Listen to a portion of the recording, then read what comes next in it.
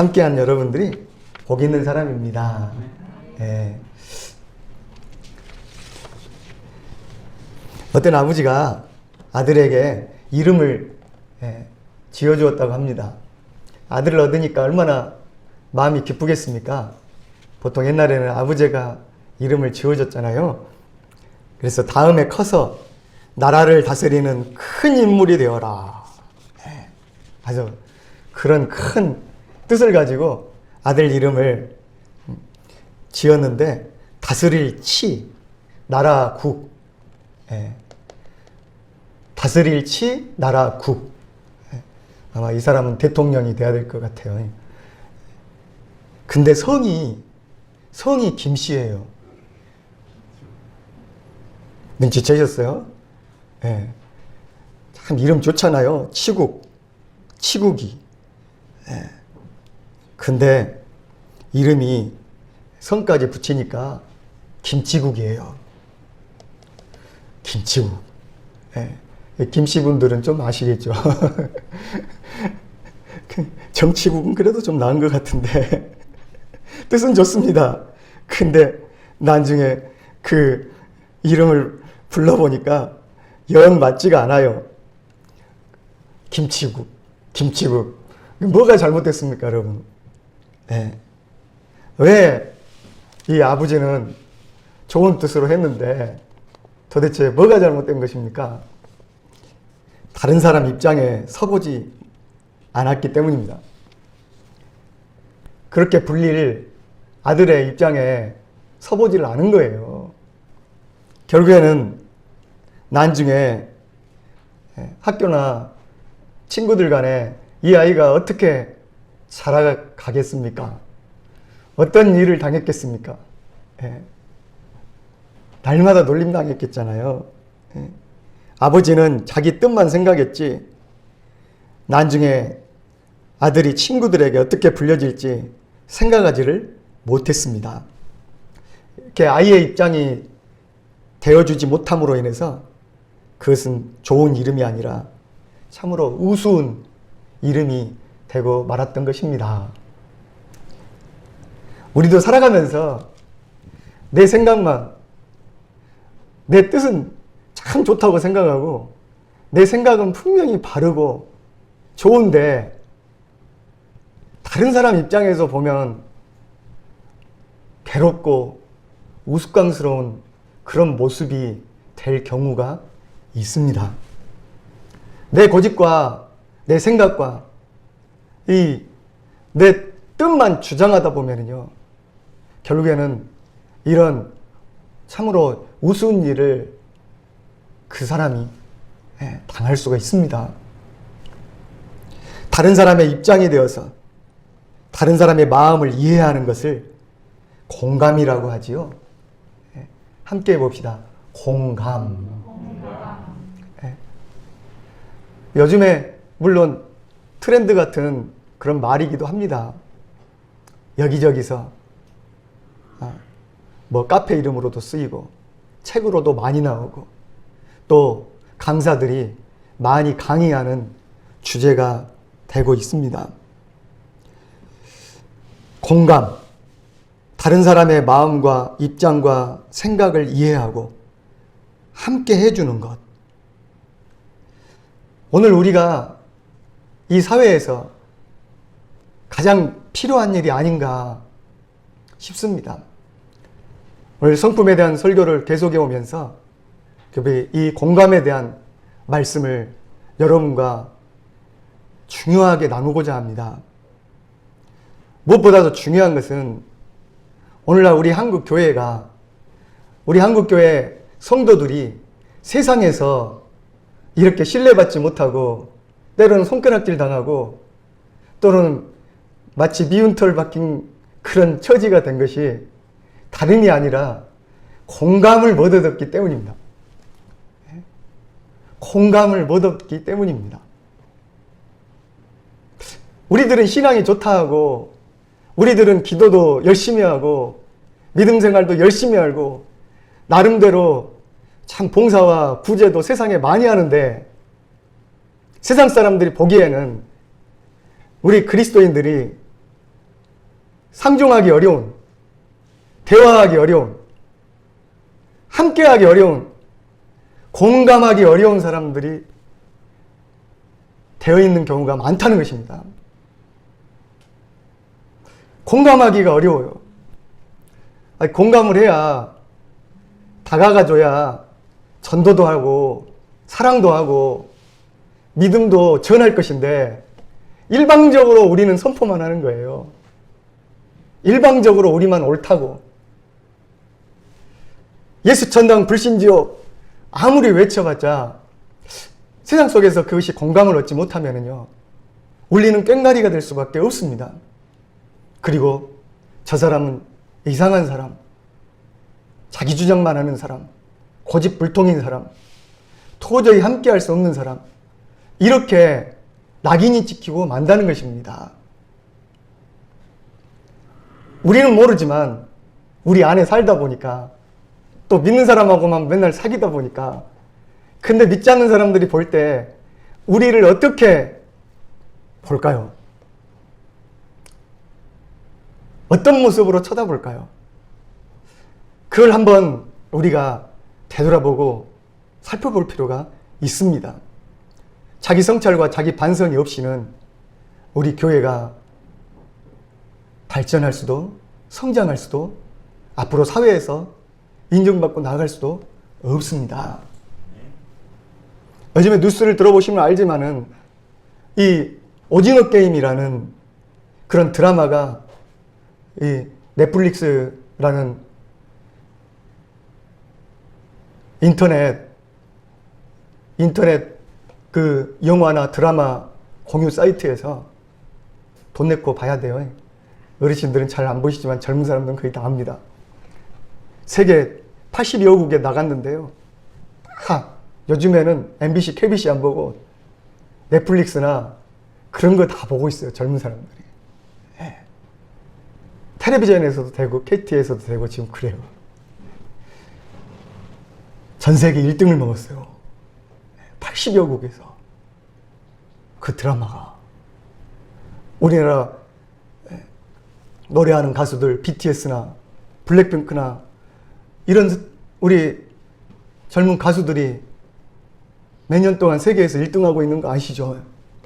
근데 이제는 드라마도 잘 나가기 시작하고 영화도 잘 나가는데 이 드라마가 세계적으로 비영어권에서 아시아의 영화가 전 세계를 휩쓸고 지금 일주일 동안 1등을 하고 있는 것이, 이건 기적과도 같은 일입니다.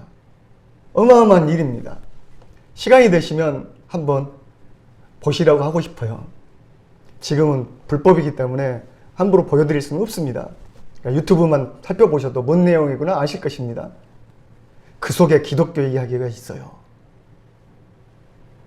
목사로 보이는 분, 또 교회에서 상처받은 사람들, 거기에서 기도만 하고 있는 사람. 근데 굉장히 기독교를 좋지 않게 이야기하고 있어요. 가장 근본적인 문제가 무엇인가 봤더니 공감을 못해요. 다른 사람하고. 혼자 기도하고 기도만 하고 있어요. 사람들 죽어나가는데. 그런데 또 그 기도와 말과 행실은 완전히 또 달라요. 남을 죽이는데 함께 더 동참합니다. 자기가 더 앞장서 갖고 다른 사람들을 더 힘들게 합니다. 그러면서도 주님을 부르며 주님이 함께 하신다고, 주님이 도와주셨다고 감사하는 기도를 드려요. 눈앞에 다른 사람 죽여놓고. 공감하지 못하겠죠. 물론 너무 과장됐죠. 어찌 좋은 것은 안 보여주고 저런 이상한 사람, 정신 나간 사람만 보여주나. 땅바닥에 눈이 가려져가지고 내동등이 처진 사람에게 예수천당 불신지옥 전도한 사람이 가갖고 그 사람을 일으켜주고 옷을 털어주고 보듬어줘야 될 거 아닙니까? 가서 한다는 소리가 예수 믿으세요. 지금 죽었다가 살아난 사람한테 예수 믿으세요. 소름이 쫙 끼칩니다. 그 소리가 참 좋은 소리인데 공감을 못하는 거죠. 예. 자기 교리와 자기 신앙과 생각 속에만 바뀌어서 남의 아픔과 남의 고통과 남의 슬픔과 지금 이 상황이 어떤 상황인지를 파악을 못하는 거예요. 지혜가 없는 거죠. 다른 사람하고 공감이 안 되는 거죠. 오늘날 사회에서, 특별히 한국 사회에서, 더군다나 세계인들에게도 우리 기독교인들이 이렇게 보이겠구나. 얼마나 슬프고 여러분 안타까운 일입니까?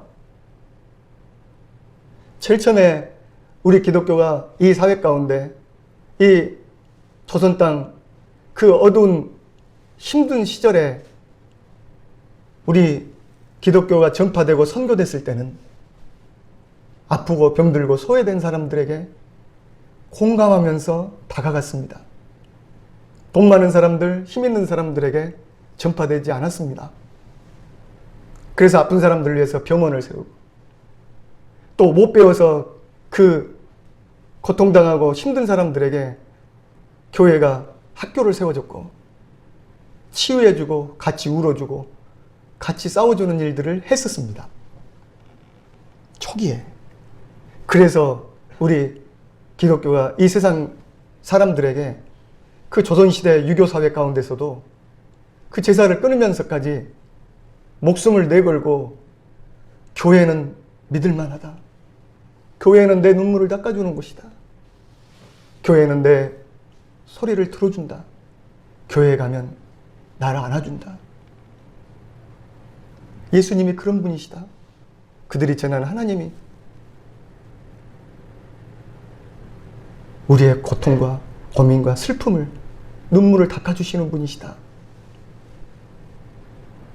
백성들은 이러한 마음이 있었기 때문에 전국 삼천리 방방곡곡에 교회가 세워졌었습니다.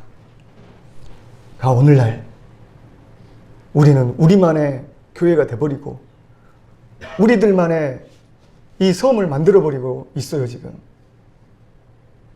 세상에 귀를 기울이지 않고 있는 거죠. 리프킨이라는 학자는 인간이란 서로를 공감하는 존재라고 말을 합니다. 공감하는 인간, 이런 말을 했어요. 사람은 진화론에 의하면 적자생존, 경쟁과 전쟁과 같은 정글 사회 가운데서 오직 유능한 자, 힘 있는 자, 그런 사람들만이 살아남아서 이 사회가 이 정글과 같은 그런 진화를 이뤘다. 그렇게 세상은 말했지만 이 사람은 아니다. 사람은 다른 사람과 함께 살아갈 수 있는 공감의 능력이 있다. 아무리 이념과 국가의 이익을 위해서 전쟁까지 하고 서로 싸우지만 우리 인간의 내면 속에는 서로를 향한 미움과 증오를 넘어서는 공감의 모습이 존재한다. 서로 측은하게 여기는, 긍휼히 여기고 자비하는 모습이 존재하기 때문에 인간이 멸망하지 않고 여기까지 왔다. 그래서 인간은 공감하는 존재요. 그 공감하는 인간상만이 진정한 인류의 문제를 해결할 수 있다는 새로운 시각을 제시했습니다. 물론 오늘날 세상을 보면은 공감 능력이 떨어진 사람이 너무 많죠. 예. 저희 사람인가? 자기 이익만 챙기고 자기 유익만 위해서 목숨 걸지 남이 죽든 말든 상관없는 사람들이 물론 너무 많은 것은 사실입니다. 말 그대로 이기적인 유전자가 그냥 우리 속에 있는 거 아닌가 그런 생각을 할 때도 있지만 그래도 훈훈한 뉴스들을 듣고 사회가 돌아가는 거 보면은 그래도 선한 사람도 많고 그래도 남을 위해서 헌신하고 봉사하는 사람들이 곳곳에 많다는 것도 위로를 받기는 합니다. 공감이라는 단어를 처음 사용한 사람이 1909년 미국의 심리학자 티치너라는 사람인데, 이때 이 사람이 감정이입이라는 표현을 했다 그래요. 그래서 그걸 영어로 번역해가지고 오늘날 엠패시라는 표현으로 공감, 이것을 사용하기 시작했답니다. 그 이전까지는 동정이라는 말을 썼어요. 예. 함께 보십시다. 동정. 거기서 동정심이 나오지 않았습니까? 좀 동정심 좀 가져라. 예. 남을, 어려운 사람들 보면 좀 동정해라. 동정은요, 남의 어려운 처지를 자기 일처럼 알아주거나 가볍게 여기는 마음입니다. 그러나 공감은 상대방의 경험, 정서나 상태, 생각 등을 상대방의 관점과 입장에서 이해하고 느끼는 감정적 공유 상태. 좀 어렵죠? 더 적극적인 마음입니다. 저 사람 마음으로, 저 사람의 눈으로, 저 사람의 감정으로 함께 이 현상을 보고, 지금 이 세상을 보고 함께 공유하려고, 느끼려고 하는 적극적인 형태의 그런 태도라는 것입니다. 우리가 잘 쓰는 말이 있지만 이신전심, 그걸 넘어서서 역지사지. 어떻게 보면 이게 더 맞는 표현이 아닌가 싶어요. 역지사지.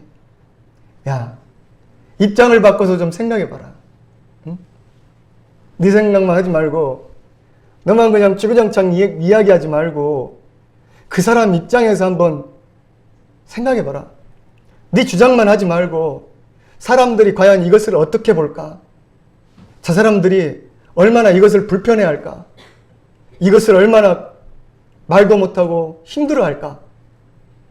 요거 그 감정을 니도 한번 같이 느껴봐라는 거죠. 동정은 상대방의 아픔과 고통에 대해서 나의 입장에서 이해하고 동의하는 수동적 입장이라면, 공감은 상대방의 아픔과 고통을 상대방의 입장에서 함께 이해하고 느끼려고 하는 능동적인 행위입니다. 내 식으로 또 보다 보면은요, 또 그 한계가 있잖아요. 저 사람 입장에서 한번 이 사건과 문제를 내가 그 사람의 느낌을 갖고 한번 바라보는 거예요.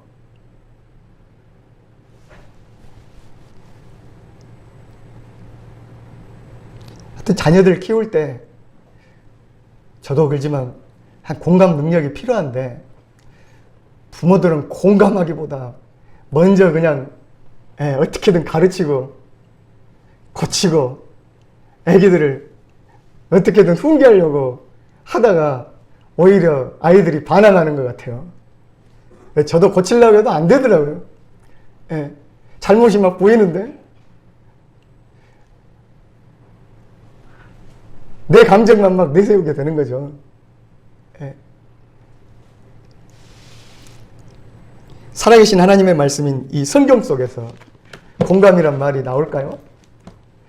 성경 말씀에도 공감이란 말이 등장할까요?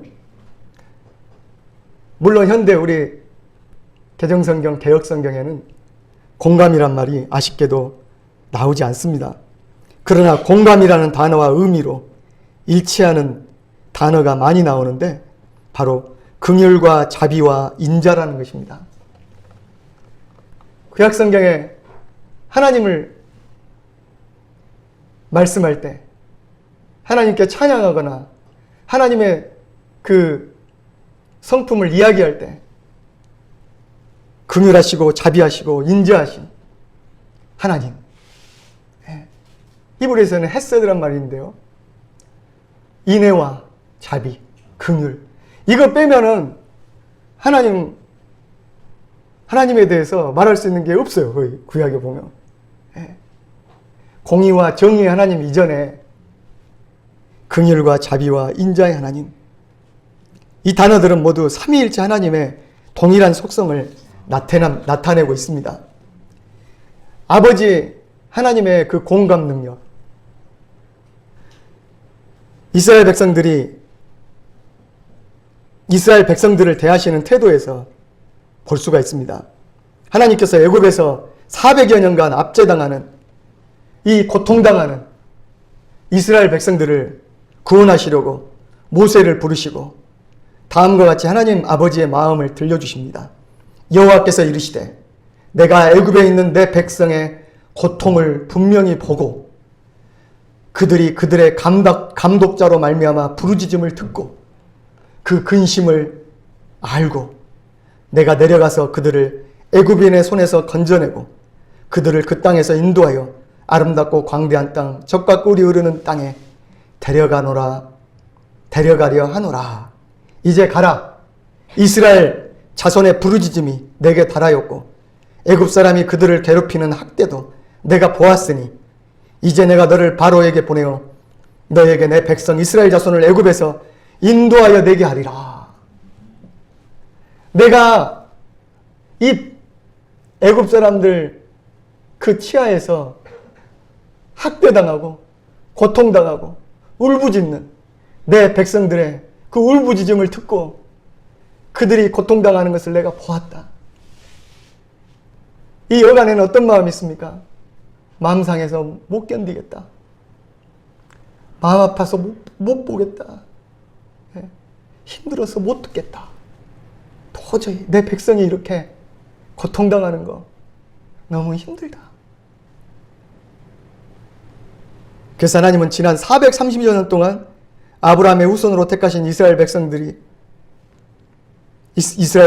포기하시거나 방관하지 않으셨습니다. 애굽에서 고통당하는 그들의 모습을 분명히 보고 계셨습니다.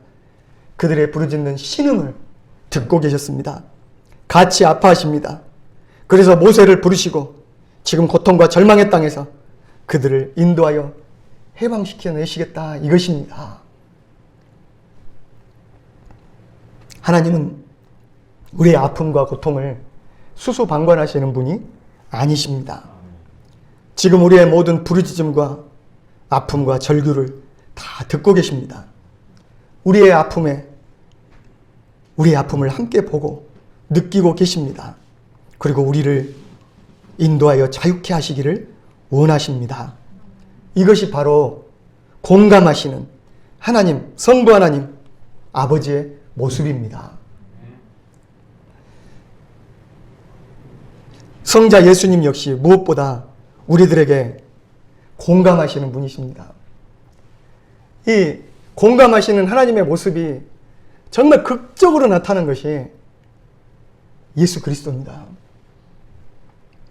예수님이 이 육신의 몸을 입고 이 땅에 강림하신 것 자체가 인류를 향한 하나님의 공감입니다.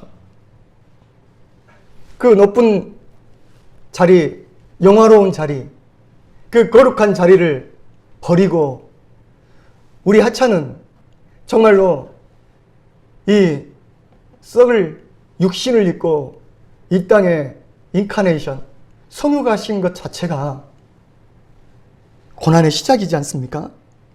예수님은 고통과 흑암의 땅 갈릴리에서 사역하셨습니다.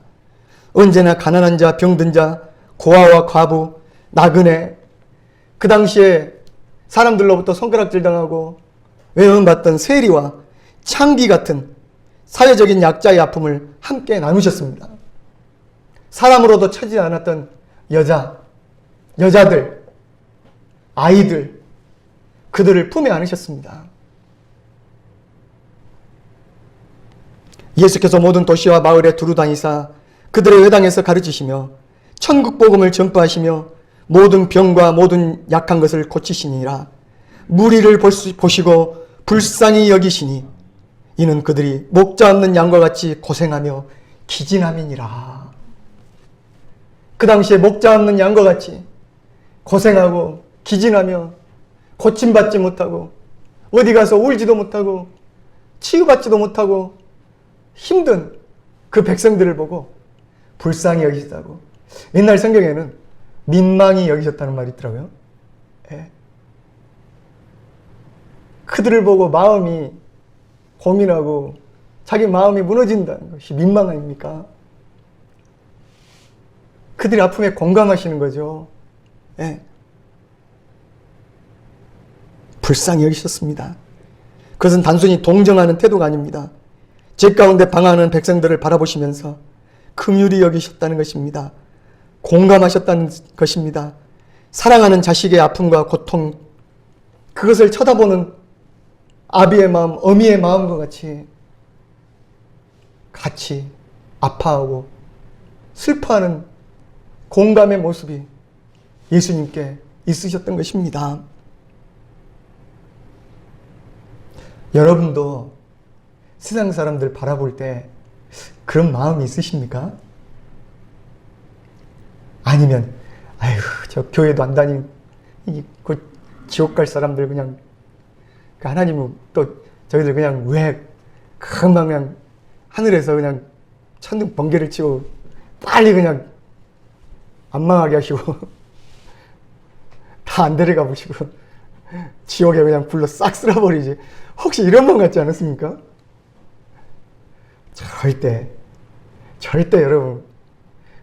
절대 여러분은 그런 마음 가지시면 안 될 줄 압니다.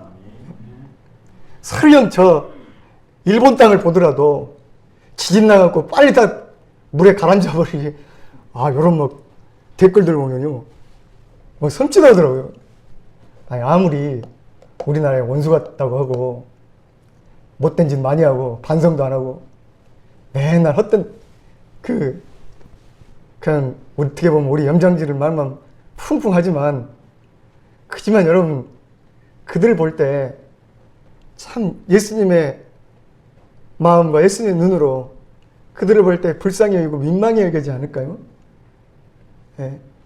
중국 땅이든 일본 땅이든 그리고 안 믿는 사람이든 다른 종교에 있는 사람을 보든지 예수님은 죄인을 바라보시되 그들을 심판하신다고 말씀하지 않으셨습니다.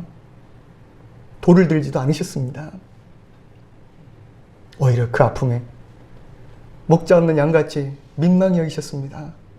탕자와 같이 불쌍히 여겨주셨습니다. 그런 마음이 여러분 가운데 있으시기를 바랍니다.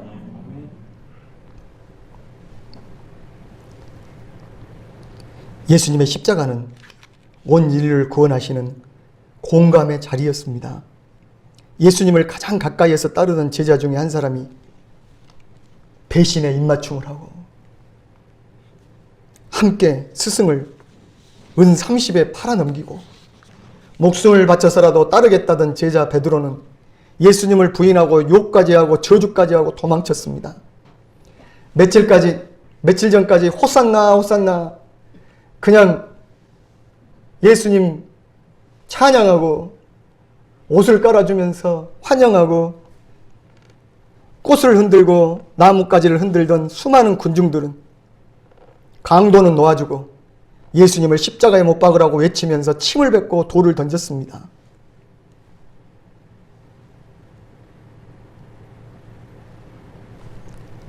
십자가에서 가쁜 숨을 몰아쉬신 예수님은 나의 하나님 어찌하여 나를 버리십니까? 하나님을 향해 절규하였습니다. 그러나 구원을 위해 잠시 인내하신 것입니다. 하나님이 잠시 눈을 감으셨죠. 얼마나 마음이 아프셨을까요? 얼마나 눈물 나셨을까요? 그러나 구원을 위해서는 심장이 터지는 고통 속에서도 불평하지 않고 원망하지 않았습니다. 아버지, 나의 뜻대로 마옵시고 아버지 뜻대로 이루어지기를 원합니다. 자신을 버리고 떠나고 자신을 못 박는 사람들을 향해 아버지, 저들의 죄를 사하여 주시옵소서. 저들이 하는 것을 자기들이 모릅니다. 용서해 주십시오. 오히려 용서의 기도를 드리셨습니다. 진노의 자녀요, 불순종의 자녀요, 마귀 종노릇하는 인류를 구원하시기 위하여 오히려 십자가에 달려 죽으셨습니다. 우리의 아픔과 고통과 저주와 모든 질병의 짐을 온몸으로 대신 십자가에서 져주셨습니다. 그래서 우리의 절망을 희망으로 바꾸셨습니다. 우리의 영육간의 질병을 치유해 주셨습니다. 죽음의 자리에서 새 생명의 자리로 옮겨주셨습니다. 우리를 지옥에서 천국으로 옮겨주셨습니다. 할렐루야! 이것이 바로 우리의 모든 아픔과 고통과 죄의 저주를 온몸으로 공감해 주신 예수님의 모습입니다. 십자가를 볼 때 누구든지 저 십자가를 지고 나를 조치라고 했을 때 우리가 오늘 말씀 가운데 생각해 보면 공감하라는 것입니다. 남의 아픔에, 남의 슬픔을 같이 지고 남의 그 괴로움을, 약함을 같이 지고 공감하며 함께 가는 길이 십자가의 길이라는 것입니다. 할렐루야! 나 혼자 그냥 앞으로 전성을 향해 나아가세 이렇게만 가는 길이 아니라 우리 옆에 있는 이웃들, 형제들, 이 사람들 아픔과 슬픔과 즐거움과 가난함과 고통을 함께 지고 가는 것이 십자가의 좁은 길이라는 것입니다. 공감. 성령 하나님 역시 공감하는 영이십니다. 예수님은 십자가에 달리시기 전에 내가 너희에게 선물을 줄 것인데 바로 보혜사 성령이시다. 내가 가지만 정말 나보다 더 좋은 선물을 너희에게 보내줄 것이다. 그분이 성령님이시다. 성령님은 보혜사이시다. 보혜사란 말은 우리 곁에서 모든 문제를 해결하도록 도와주시는 분이시라는 것입니다. 변호사요. 성령님이 우리 변호사라는 거예요. 상담자라는 거예요. 내 아픔을 누구보다 더 잘하시고 내 문제를 누구보다 해결해 주시고 함께 해주시는 분이 보혜사 성령이라는 거예요. 여러분 성령 받으셨습니까? 성령과 함께 동행하심을 믿습니까? 이와 같이 성령도 우리의 연약함을 도우시나니 우리는 마땅히 기도할 바를 알지 못하나 오직 성령이 말할 수 없는 탄식으로 우리를 위하여 친히 간구하시느니라. 로마서 8장 26절 잘하는 말씀입니다. 우리가 때로는 어떻게 기도할지도 모르고 황당하고 당황스러운 일, 정말 가슴 아픈 일을 당하면 기도 자체도 안 나올 때가 있어요. 너무 놀라운 일을 당하면 그냥 하고 쓰러져 버릴 때가 있어요. 그냥 기도가 안 나와요. 그럴 때 말할 수 없는 탄식으로 우리 속에서 공감해 주시고 우리와 함께 애통하며 기도해 주시는 분, 성령님이라는 거예요. 성령님은 지금도 우리 안에서 우리와 함께 우리의 연약함을 도우시기 위해 중보하시고 계십니다. 우리가 말로 위로할 수 없는 상황에서 사람도 나를 도와줄 수 없고 위로해 줄 수 없고 보듬어 줄 수 없는데 성령님이 마음을 만져주시고 위로해 주신다는 거예요. 성령 하나님은 우리 심령 깊은 곳에서 우리의 삶의 현장 어느 곳에서나 어느 시간에나 어디서나 동행하십니다. 우리 인도해 주시고 돌봐주시고 붙들어 주십니다. 우리가 말할 수 없는, 사람들에게는 말할 수 없는 연약함을 극복할 수 있도록, 이길 수 있도록 도우시는 공감의 영이십니다. 어려운 일 당하면 요즘에는 상담가들이 발전을 많이 했거든요. 노인들도 요즘에는 노인 상담사들도 인기가 있어요. 노인들이 요즘 많이 죽어가잖아요. 알게 모르게. 노인 자살률이 세계에서 최고 높아요. 그와 함께 젊은 사람들도 자살률도 높아요. 그러니까 나라에서 비상을 걸고 많은 사람들이 무료로 상담받을 수 있도록 막 해놨어요. 근데 그들로도 우리 마음 속 시원하게 해줄 수 없는 부분들이 있어요. 근데 성경에는 있다고 말해요. 네. 성령님이에요.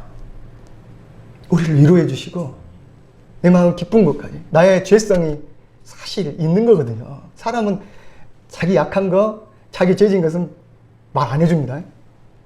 자기 불리한 것은. 아무리 마음을 터는다 그래도. 상담가들은 그런 거 모르잖아요. 근데 성령 하나님은 우리를 자 깊은 것, 냄새나는 것, 어두운 것까지 다 꿰뚫어 보시고 아시고 우리와 함께 해주신다는 거예요. 상담해 주신다는 거예요. 그리고 변호해 주신다는 거예요. 네가 이렇게 약하구나. 네가 이렇게 힘들구나. 네가 이렇게 고생했구나. 네가 이렇게 숨기고 싶은 것이 많구나. 그러므로 성부, 성자, 성령 삼위일체 하나님은 우리의 모든 아픔과 고통을 보고 듣고 느끼고 건져주시는 긍휼의 주님이시오. 자비의 주님이시오. 사랑의 주요. 공감의 대가입니다. 먼저 하나님 앞에 나오세요.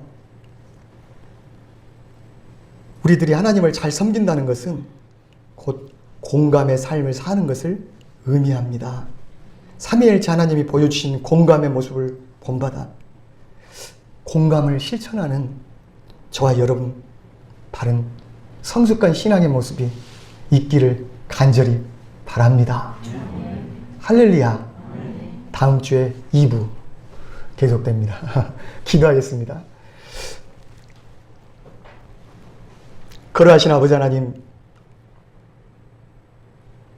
저희들 마음에는 다른 사람에게 내보이기 싫은, 아니 내보이지 못한 아픔과 슬픔과 허전함과 갈급함과 괴로운 것들이 많이 있습니다. 이 시간에 우리를 위해서 참으로 자비와 긍휼로 인내하시고 보살펴 주신 성부 하나님께서 나 같은 죄인을 위해서라도 십자가에 돌아가시고 그 모든 고통과 질고와 아픔을 십자가에 못 박아 버리시고 나를 위해 생명까지 내놓으시고 지금도 나를 위해 중보기도 해주신 성자 예수님의 그 공감하심과 지금도 예배 가운데 함께 하시고 내 마음의 성전 가운데 함께 하셔서 나를 위하여 탄식하며 애통해 하시며 기도해 주시고 어루만져 주시고 보호해 주시는 보혜사 성령님께서 나와 공감해 주시니 외롭지 않습니다. 주님 앞에 나의 이 삐뚤어진 성격, 참으로 다듬어지진 못한 인격, 세상에 보이기 싫은 이 모든 것들 공감해 주실 하나님께 이 시간 내맡깁니다. 치유하시고 회복하여 주시옵소서. 나와 공감하시는 하나님, 그 하나님으로 말미암아 만족하게 하여 주시옵소서. 예수 그리스도 이름으로 간절히 기도드립니다. 아멘.